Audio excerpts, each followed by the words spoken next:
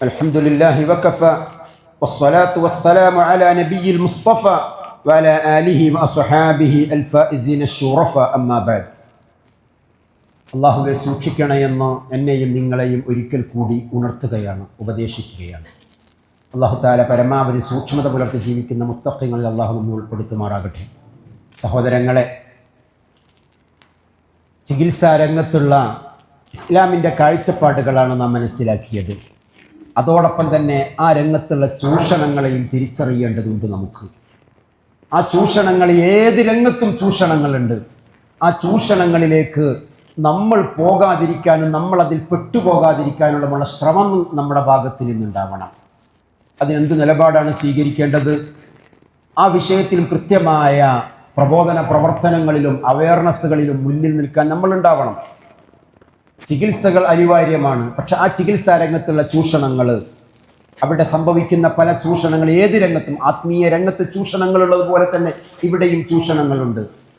വലിയ വലിയ ഹോസ്പിറ്റലുകളിൽ ഇല്ലാത്ത ചികിത്സകളും ഇല്ലാത്ത ടെസ്റ്റുകളും പറഞ്ഞ് ആളുകളുടെ പോക്കറ്റടിക്കുന്ന ആ രംഗത്തെ അവസ്ഥയെ ചൂഷണം ചെയ്യുന്നവർ, ആതുര സേവന രംഗമെന്നൊക്കെ ഓമന പേരിടുന്നുണ്ടെങ്കിലും അവിടെയും ചൂഷണങ്ങൾ നടക്കുന്നുണ്ട്. അതുമായി ബന്ധപ്പെട്ട് പ്രവർത്തിക്കുന്നവരും ശ്രദ്ധിക്കേണ്ടതുണ്ട്. ഭൗതിക ലോകത്ത് സുഖലോലുപരായി ജീവിച്ചാൽ മാത്രം പോരാ, ഒരവസ്ഥയെ ചൂഷണം ചെയ്യുന്ന രംഗം. എന്തുകൊണ്ടാണ് ഇസ്ലാം ലോട്ടറി ഹറാമാക്കിയത്? എന്തുകൊണ്ടാണ് ഇസ്ലാം പലിശ ഹറാമാക്കിയത് എന്നൊക്കെ നിങ്ങൾക്കറിയോ? അതിൽ ചൂഷണമുള്ളത് കൊണ്ടാണ്. അതുപോലെ ഏറ്റവും വലിയ പുണ്യപ്രവൃത്തിയാകുന്ന ജീവകാരുണ്യ മേഖലയിലും ആതുര സേവന രംഗത്തും നിങ്ങൾ ചൂഷകന്മാരാകുന്നുണ്ടെങ്കിൽ, നിങ്ങൾ എത്ര വലിയ ഡോക്ടർമാരും നിങ്ങൾ എത്ര വലിയ ബിരുദമെടുത്തവരുമാണെങ്കിൽ വരുന്നവന്റെ അവസ്ഥ കൃത്യമായി പറഞ്ഞു കൊടുക്കാതെ ഈ പറയപ്പെടുന്ന ആശുപത്രികൾ ചൂഷക കേന്ദ്രങ്ങളായി മാറുന്നുണ്ടെങ്കിൽ അവരോട് പറയാനുള്ളത്, അള്ളാഹുവിനെ നിങ്ങൾ ഭയപ്പെടണം, അള്ളാഹുവിനെ നിങ്ങൾ ഭയപ്പെടണം എന്ന് മാത്രമാണ് അതുമായി ബന്ധപ്പെട്ട് പറയാനുള്ളത്. റബ്ബിൻ്റെ കോടതിയിൽ പോയി നിൽക്കേണ്ടവരാണ് നിങ്ങൾ. നിങ്ങളെ വിശ്വസിച്ചാണ് നിങ്ങളുടെ ഹോസ്പിറ്റലുകളിലേക്ക് രോഗികൾ വരുന്നത്. അവിടെയെങ്ങാനും നിങ്ങളുടെ ചൂഷണം ആ രോഗിയുടെയും രോഗിയുടെ കുടുംബത്തിൻ്റെ മേലെയും നിങ്ങൾ കാട്ടുന്നുണ്ടെങ്കിൽ, ആവശ്യമില്ലാത്ത ടെസ്റ്റുകളും ആവശ്യമില്ലാത്ത മരുന്നുകളും നിങ്ങൾ അവരുടെ മേൽ കുത്തിവെക്കുന്നുണ്ടെങ്കിൽ, അനാവശ്യമായ ടെസ്റ്റുകളിലേക്ക് നിങ്ങൾ അവരെ പ്രേരിപ്പിക്കുന്നുണ്ടെങ്കിൽ, ആ വിഷയം എന്താണെന്ന് നിങ്ങൾക്ക് കൃത്യമായി അറിഞ്ഞിട്ടും നിങ്ങൾ അവരെ ദുരുപയോഗം ചെയ്യുന്നുണ്ടെങ്കിൽ, അള്ളാന്റെ മുന്നിൽ പോയി നിൽക്കണമെന്ന പേടി നിങ്ങൾക്കുണ്ടാവണേ എന്നുള്ളതാണ് ആ രംഗത്ത് പ്രവർത്തിക്കുന്നവരോട് പറയാനുള്ളത്. പൊതുസമൂഹത്തോട് പറയാനുള്ളത്, നിങ്ങളൊന്ന് സർക്കാർ സംവിധാനങ്ങളെ ആ വിഷയത്തിൽ നിങ്ങളൊന്ന് ഉപയോഗപ്പെടുത്തണേ.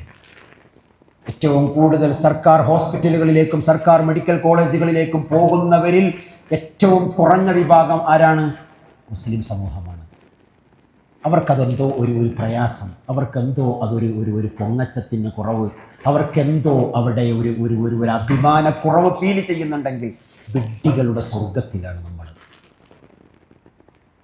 നമ്മൾ എവിടെയാണോ നമുക്ക് അവകാശപ്പെട്ട അവകാശങ്ങൾ നമ്മൾ നേടിയെടുക്കുന്നിടത്തും നമുക്ക് അവകാശപ്പെട്ട സംവിധാനങ്ങൾ നമ്മൾ ഉപയോഗപ്പെടുത്താതിരിക്കുകയും ചെയ്യുമ്പോൾ മറ്റുള്ളവരവിടെ കയറി പറ്റും, അവർ സുന്ദരമായി ജീവിക്കും. നമ്മളോ കടമെടുത്തും ലോണെടുത്തും അഭിമാനം സംരക്ഷിക്കുകയാണ് നമ്മൾ. ഞാൻ നേരത്തെ വലിയ പൊങ്ങച്ചത്തിൻ്റെ കല്യാണങ്ങൾ പറഞ്ഞതുപോലെ തന്നെ, എവിടെയാണ്? അത് ഇന്ന ഹോസ്പിറ്റലിലാണ്. അവിടെ ഒന്നും നോക്കണട്ടോ, എല്ലാം അവർ ചെയ്തോളും, എല്ലാം അവർ ചെയ്യും. നമ്മൾ ഇങ്ങനെ കാലിയായിക്കൊണ്ടിരിക്കും. ഒരു നിലക്കും രക്ഷപ്പെടാൻ കഴിയില്ല എന്ന് ഉറപ്പുവരുന്ന രോഗികളെ പോലും മൂക്കിലൂടെയും അതേപോലെ തന്നെ വായിലൂടെയും പൈപ്പിട്ടിട്ടും ഒരു നിലക്കും രക്ഷപ്പെടില്ല എന്നുള്ള രോഗികളെ കൃത്രിമമായി അവർക്ക് ശ്വാസം നൽകിയിട്ട് അതെങ്ങാനും ആ മെഷീനൊന്ന് എടുക്കുന്നതോടുകൂടെ അവർ മരിച്ചു പോകുന്നു. എന്തിനാണ് ഈ കൊലയ്ക്ക് വേണ്ടി കൂട്ടുനിൽക്കുന്നത്? ഞാൻ ആ വിഷയത്തിലേക്ക് പോവല്ല, മറിച്ച് ഞാൻ ചില കൃത്യമായ കാര്യങ്ങൾ ഒന്ന് ബോധ്യത്തോടുകൂടെ നമ്മൾ ജീവിക്കാൻ, ജീവിതത്തെ നമ്മൾ പൊങ്ങച്ചത്തിൻ്റെയും അഹങ്കാരത്തിൻ്റെയും ആർഭാടങ്ങളുടെയും മറകൾ സ്വീകരിച്ചുകൊണ്ടുള്ള ചില വിഡ്ഢികളായി നമ്മൾ മാറാതെ, മൂഢന്മാരായി നമ്മൾ മാറാതെ, അന്തസ്സോടുകൂടെ അഭിമാനത്തോടുകൂടെ, എനിക്കിതൊക്കെ അറിയാം പക്ഷെ ഉപകാരപ്പെടുത്താൻ കഴിയുന്നില്ല, ഉപകാരമില്ലാത്ത വിജ്ഞാനത്തോട്ട് റബ്ബേ നിന്നോട് ഞാൻ കാവലിനെ തേടുന്നു. ഒരു സൂക്ഷ്മതയില്ലാത്ത ഖുശൂഇല്ലാത്ത ഖൽബിനെ തൊട്ട് റബ്ബേ നിന്നോട് ഞാൻ കാവലിനെ തേടുന്നു. വമിൻ നഫ്സില്ലാത്ത ശബഅ, ഉള്ളതിൽ തൃപ്തിപ്പടയുന്ന ഒരു മനസ്സില്ല, ആർത്തി അടയുന്ന മനസ്സില്ലാതെ പൊങ്ങച്ചത്തിന്റെയും അഹങ്കാരത്തിന്റെയും വഴിയിലേക്ക് പോകുന്ന ഹൃദയത്തെയും മനസ്സിനെയും ശരീരത്തെയും തൊട്ട് ഞാൻ നിന്നോട് കാവലിനെ തേടുന്നു. വമിൻ ദഅവത്തില്ലാ യുസ്തജാബു ലഹ. ഇങ്ങനൊക്കെ പോകുമ്പോൾ പിന്നെ അള്ളാഹിനോട് പ്രാർത്ഥിക്കാനും പ്രാർത്ഥനകൾക്ക് ഉത്തരം കിട്ടുന്നില്ല, നമസ്കാരത്തിലും ആരാധനയിലും കൃത്യമായ തുമഅനീനത്ത് കിട്ടുന്നില്ല. ബേജാറുകളും വെപ്രാളങ്ങളുമായി ജീവിക്കുന്ന ഒരു പ്രാർത്ഥനകളായി, ഉത്തരം കിട്ടാത്ത പ്രാർത്ഥനകളായി മാറുന്നു. നിന്നോട് ഞാൻ കാവലിനെ തേടുന്നു.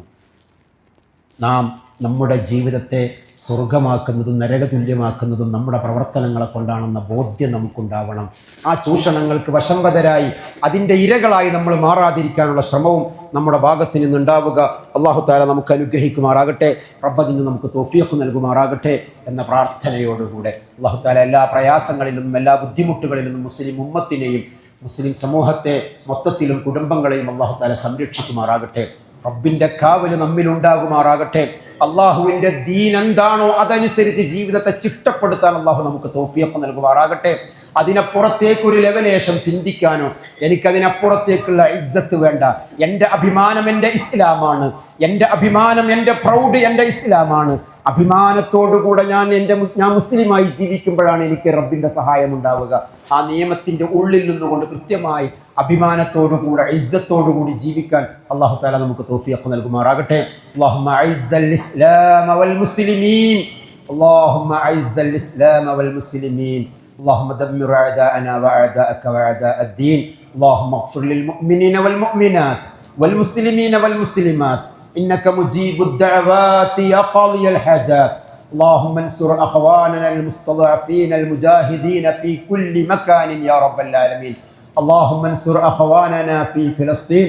اللهم انصر أخواننا المستضعفين في الهند وفي البنغال وفي كل مكان وفي كل مكان يا رب العالمين. اللهم انصر أخواننا المستضعفين. اللهم انصر أخواننا في كل مكان يا رب العالمين. اللهم انصرهم بنصرك يا عزيز يا غفار يا رب العالمين. اللهم كن لهم ولا تكن عليهم. اللهم دمر أعداءنا وأعداءك وأعداء الدين. اللهم شتت شملهم وفرق جمعهم وزلزل أقدامهم وقل عددهم يا رب العالمين. ربنا تقبل منا إنك أنت السميع العليم. وآخر دعوانا أن الحمد لله رب العالمين.